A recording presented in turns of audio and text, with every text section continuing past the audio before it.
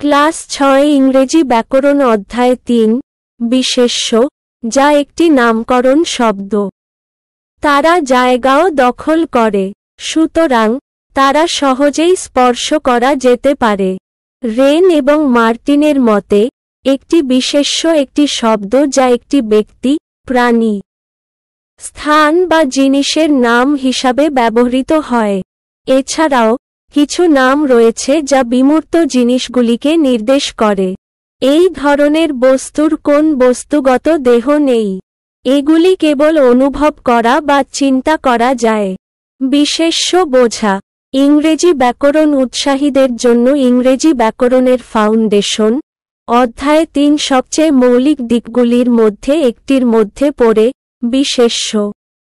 বিশেষ্যগুলি মূলত শব্দের নামকরণ, যা আমাদের বিশ্বের বিস্তৃত সত্তার জন্য লেবেল হিসাবে পরিবেশন করে। তারা আমাদের বিবৃতিগুলির প্রসঙ্গ এবং অর্থ প্রদান করে, বাক্যের ভিত্তি হিসাবে দাঁড়ায়। বিখ্যাত ব্যাকরণবিদ ওয়েন এবং মার্টিন একটি বিশেষ্যকে একটি ব্যক্তি, প্রাণী, স্থান বা জিনিসের নাম বোঝাতে ব্যবহৃত শব্দ হিসাবে সংজ্ঞায়িত করেছেন। এই বিস্তৃত সংজ্ঞাটি দৈনন্দিন যোগাযোগে বিশেষ্যের গুরুত্ব তুলে ধরে। নামকরণ, স্পর্শ এবং ইন্টারঅ্যাক্ট করা যেতে পারে এমন অগণিত বাস্তব সত্তাকে অন্তর্ভুক্ত করে। বিশেষ্য এবং এর প্রকারের বর্ণনা উপযুক্ত উদাহরণ সহ দেওয়া হয়েছে। বাস্তব এবং বিমূর্ত বিশেষ্যের মধ্যে পার্থক্য করা যদিও অনেক বিশেষ্য কংক্রিট বস্তুকে বোঝায়, সেখানে একটি আকর্ষণীয় উপসেট রয়েছে যা অধরার মধ্যে পড়ে। বিমূর্ত বিশেষ্য তাদের মূর্ত প্রতিরূপের বিপরীতে, যা শারীরিক স্থান দখল করে এবং সরাসরি আমাদের ইন্দ্রিয়ের মাধ্যমে উপলব্ধি করা যায়। বিমূর্ত বিশেষ্যগুলি এমন ধারণাগুলিকে উপস্থাপন করে যেগুলির একটি শারীরিক রূপ নেই। এই বিশেষ্যগুলি এমন জিনিসগুলিকে বোঝায় না যা স্পর্শ করা, দেখা বা রাখা যায়। পরিবর্তে তারা ধারণা, অনুভূতি, গুণাবলী বা ধারণাগুলিকে বোঝায়। বিমূর্ত বিশেষ্যগুলি আবেগ, বিশ্বাস এবং দর্শনকে অন্তর্ভুক্ত করে যা আমাদের জীবনকে গঠন করে। আমাদের ভাষায় গভীরতা এবং আবেগ নিয়ে আসে। বিশেষ্য বিশ্বের সমস্ত জিনিস দুটি শ্রেণীতে পড়ে। বস্তুর দেহ আছে। এই ধরনের জিনিসগুলিকে কংক্রিট জিনিস বলা হয়, যে বস্তুর কোনো বস্তুগত দেহ নেই। এই ধরনের জিনিসগুলিকে বিমূর্ত জিনিস বলা হয়। ইংরেজি ব্যাকরণে বিশেষ্যের সূক্ষ্মতা অন্বেষণ করা বিশেষ্যের একটি সমৃদ্ধ ট্যাপেস্ট্রি অফার করে। প্রতিটির নিজস্ব তাৎপর্য রয়েছে। শুধুমাত্র সত্তার নামকরণের বাইরে, বিশেষ্যগুলি প্রাণবন্ত ছবি আঁকতে, আবেগ জাগিয়ে তুলতে এবং জটিল ধারণাগুলি প্রকাশ করতে সাহায্য করে। উদাহরণস্বরূপ, যখন পর্বত এর মতো একটি বিশেষ্য একটি বাস্তব সত্তা উপস্থাপন করে, তখন স্বাধীনতা বা আনন্দ এর মতো শব্দগুলি অনুভূতি এবং ধারণাগুলিকে স্পর্শ করে যা সর্বজনীনভাবে বোঝা যায় কিন্তু অধরা। এই ধরনের বিশেষ্যগুলির মধ্যে স্বীকৃত এবং পার্থক্য করা ভাষা সম্পর্কে আমাদের বোঝাপড়া এবং উপলব্ধিকে সমৃদ্ধ করে, যা আমাদের আরও স্পষ্টতা এবং গভীরতার সাথে যোগাযোগ করতে দেয়। তদনুসারে, বিশেষ্যগুলিও দুটি প্রধান শ্রেণীতে পড়ে। 1. কংক্রিট বিশেষ্য। 2. বিমূর্ত বিশেষ্য। কংক্রিট বিশেষ্য ধরনের যথাযথ সাধারণ উপাদান সমষ্টিগত। দ্য প্রপার নাউন একটি সঠিক বিশেষ্য হল একটি নির্দিষ্ট ব্যক্তি, স্থান বা জিনিসের নাম।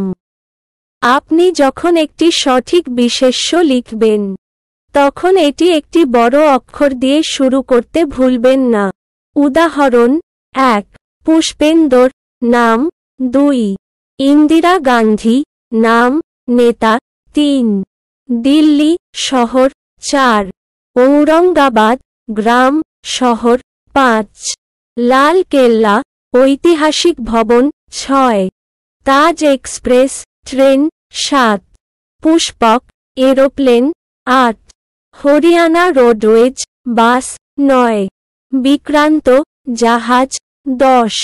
জিটি রোড, রাস্তা। 2.